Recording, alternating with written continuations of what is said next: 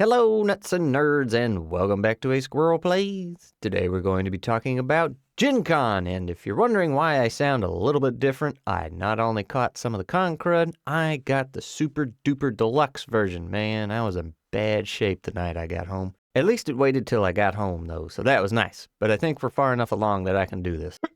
I'm done. But anyway, I wanted to share the experience with y'all, talk about some of the things I saw and did, show you the pictures I tried to take, and also talk about some of the issues and concerns I have with this convention, as well as where it might be headed. And actually, I think I'll do that in a little bit of a reverse order, so let's get the issues and concerns out of the way, and then towards the end of the video, I'll show you all the cool pictures and fat loot that I got.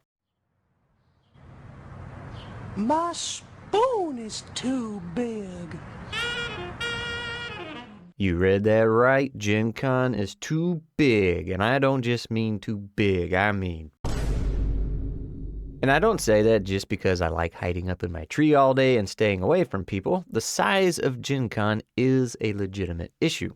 Money-wise, it's great for the city, right? According to Gen Con's own website, their event in 2023 generated almost $75 million for the surrounding businesses like hotels and restaurants. That is absolutely nothing to sneeze at, and just as a fun side note, Peter got to talking with a local bartender, and apparently the locals also really appreciate the event because yes, more money, but also because the attendees typically don't get rowdy and cause trouble. So not only is it extra money, you might even say it's easy extra money. You know, despite having a very crowded restaurant and having to run around like a headless chicken. Now, I don't know what it was like previous years, as this was my first time going, but the event has spilled out not only into multiple hotels for running games, but they also consumed this entire stadium, as you can see here, just to run some games. And just to give you some numbers here, I did a little bit of research. The number of attendees in 2018 was just over 61,000. Then in 2019, it jumped up to 70,000. Obviously, 2020 and some following years weren't great, but fast forward up to 2023 and they have 70,000 attendees again. Then in 2024, they had over 71,000, and this year they had almost 72,000, whatever that means. I really wish these articles would give an actual number. But my point is, this thing is growing, and not only has attendee count grown, so has the number of vendors. And this article says Gen Con is planning to expand even more into new hotels as well as somehow get 800 extra new rooms near the show. Also, Gen Con is contracted to Indianapolis until 2030, meaning they're stuck there despite their growth. And while all that is really cool and interesting and probably good for our once upon a time little ttrpg community, there's one major problem. The exhibit hall, also known as the thing everybody goes to buy stuff. Dice, shirts, hats, toys, games, artwork, you know, arguably the main event. No matter how many buildings Gen Con expands into for running games and whatnot, the exhibit hall is not getting any bigger, and they're trying to stuff both more people and more vendors in there. And let me tell you, it does not work. You've seen me. I might be tall, but I'm a pretty thin dude, and even I had trouble squeezing through the crowd. You had to shuffle and shimmy all throughout that exhibit hall for most of the event. That might just seem like I'm being fussy, but if it's that crowded, you know what else happens? You can't stop at a booth to look at anything or talk to the vendor to hear their sales pitch and figure out what their game is about. You're constantly getting bonked into and shoved around with people trying to squeeze through. And when you stop to shop, which is, you know, kind of the whole point here, you completely destroy what little flow of traffic there was. Granted, some booths were rather large and had room to walk into, but those were mostly big company booths like Renegade Game Studios. People like Kelsey from Shadow Dart, despite being a $1 million Kickstarter, she didn't have a big old booth like that, meaning it was hard for people to stop and look at her game. And she's popular, so imagine somebody smaller trying to get some product out. In short, it was just too much squeezed into the amount of space they had available, and I'm afraid it's only going to get worse, which admittedly is a good problem to have, but still a problem. If you were a vendor there, I would love to hear your thoughts on this. Did the overcrowding result in more or less sales or make your job difficult? Hopefully all my assumptions here are wrong, but that was the way I saw things.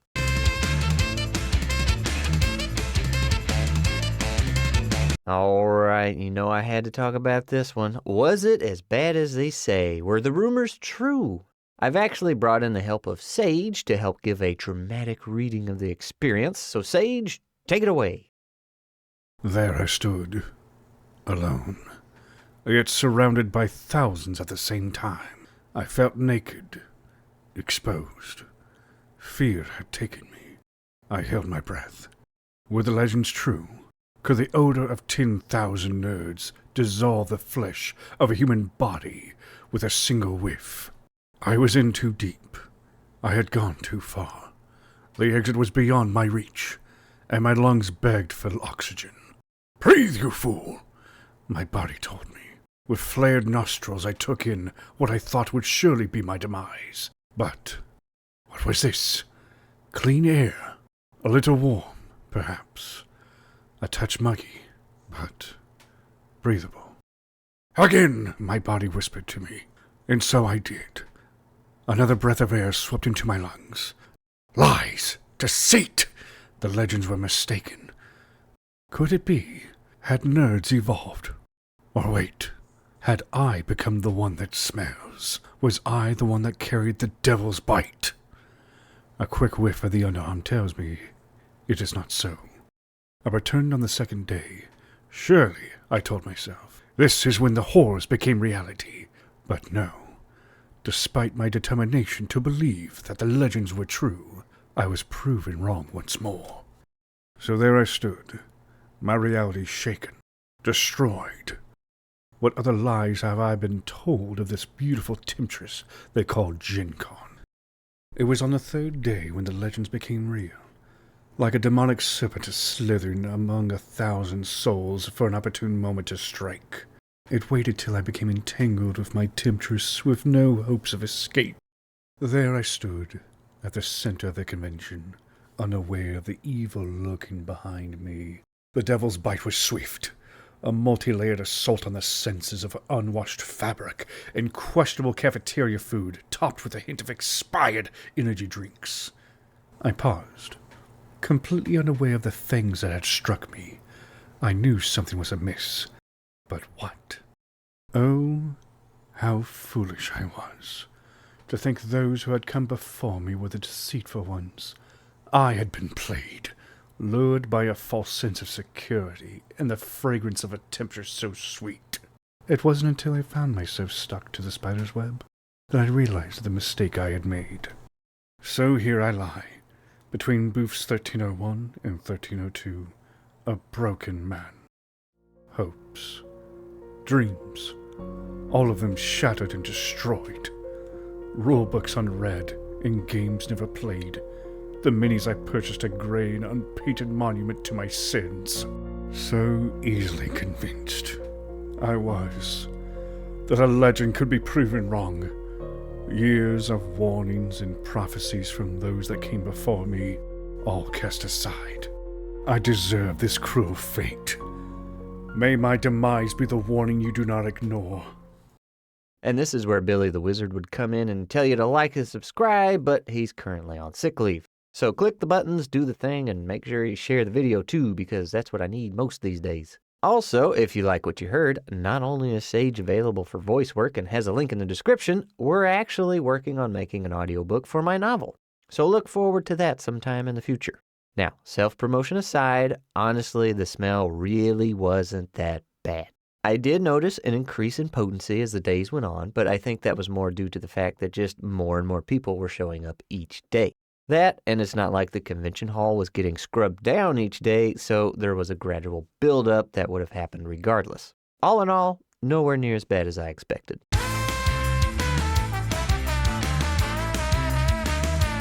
Alright, now let's talk about the fun stuff.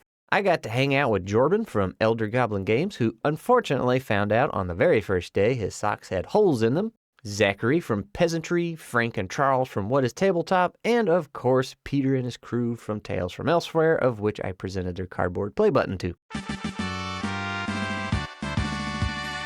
I even got to hang out with Neil a little bit. We weren't together the whole time because Peter had a handful of games to run, but when we were able, we all got together to hang out. And I think it was the first night there, Peter somehow got us into a closed event at a local bar that had all the big shots there. Baron DeRop from Dungeon Masterpiece, that dude from D&D Shorts, Deanna the Rose, Jenny D, Dungeon Coach, heck, even Matt Mercer was there. I think Brennan Lee Mulligan was supposed to show up at some point, but I didn't stick around, and you know why?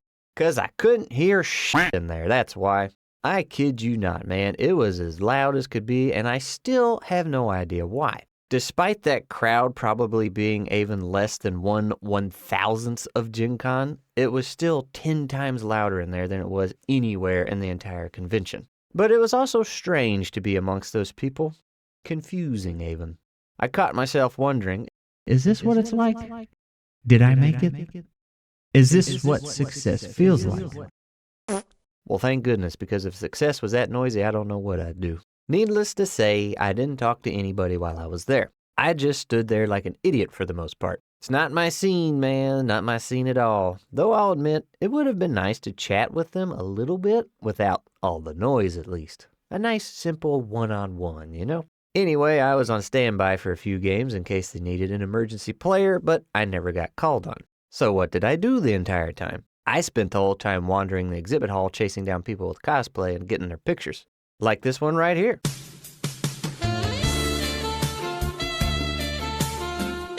You know I had to get her picture. But you know what? It was a lot of fun getting pictures of folks. I thought it would be awkward, and truth be told, it did take me a day or so to warm up to it. But every single person I stopped to ask for a picture seemed so excited that I wanted one. Seems like it made them feel special, you know? So that was nice. I enjoyed that. There was also a ton of random mushroom outfits, which of course you all know I loved. Only problem was most of them I couldn't get to and just had to take some pics from across the way. Remember, this place was entirely too busy. It was hard getting to people and trying to take a picture a lot of times. That, or they were just busy and I didn't want to interrupt them. Unlike Grimlock here, who I had a nice chat with about how he made his Autobot Matrix of Leadership prop. I even found a random star screen too. Also, and I feel like I'm owed a prize for this, but I found 4 different Waldos, none of which I got a picture of, and 1 Carmen Sandiego. That's got to be worth something, right? There was also the 7-foot-tall Plague Doctor, which the picture super does not do it justice. Couple of Doom guys, some ladies taking pictures of Doom guy, and this guy. I felt so bad. He was dressed up as Roshi, as you can see, and his wife was dressed up as Bulma. I asked for a picture of both of them, and the wife just kind of stepped away and let the husband have center stage. I wasn't sure if she thought I just wanted his picture and not hers, or she just didn't want to be in the picture. Hopefully she just didn't want to be in the picture, because that probably didn't feel very good otherwise. And now I feel terrible. Oh well. As for loot, what all did I acquire? Honestly, and this is going to sound pretty dumb, but I wasn't very interested in any of the games. A lot of them were card games and or board games, which just really aren't my thing, but I will admit there were a couple that looked pretty interesting. I even saw a few Squirrel-related games in there too. As for TTRPGs, I'm sitting on a whole bunch that still need played, plus people still occasionally reach out to me wanting to try new ones in development, so my spoiled little squirrel butt has plenty to do. The art section, on the other hand, oh boy.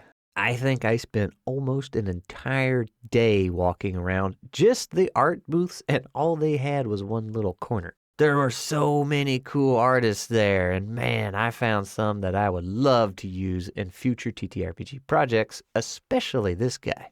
I mean, heck, I may even have to give him a call about Moss and Stone, I'm not sure. Or maybe Nuts. I don't know. I really like his stuff. I wanted to buy every single piece he had. Well, really, I wanted to buy at least one piece from every vendor, but I don't have that kind of money. I did get some, though, and I'm pretty happy with my haul. Although there was a super nice oil painting of Link fighting some kind of boss. I swear it said Goma, but there's a bunch of different variants of that guy, so I don't really know. It was cool, though, and it was also $500. I guess I could have got that and then nothing else. A lot of tough decisions in the art section, I tell you what. But I tried to get cards from everybody, so I'm going to link the artists that I can down below if you'd like to go check them out. As for the rest of the video, that's it, lads. There's probably more I could yammer about, but I think you get the gist, plus it's been pretty hard getting through this recording. It was a fun, very good time, minus the whole getting sick part. Will I go again next year? Don't know. That's a long ways away, and things are constantly changing. I was just thinking the other day about the things I said I was going to do in my plans for 2025 video and realized I'm slacking pretty hard on that. so I don't need to be making plans that far out. So, hope you enjoyed this video, and if I haven't showed all the pics yet, I'll let those continue for the rest of the video while I go blow my nose and hack up a lung.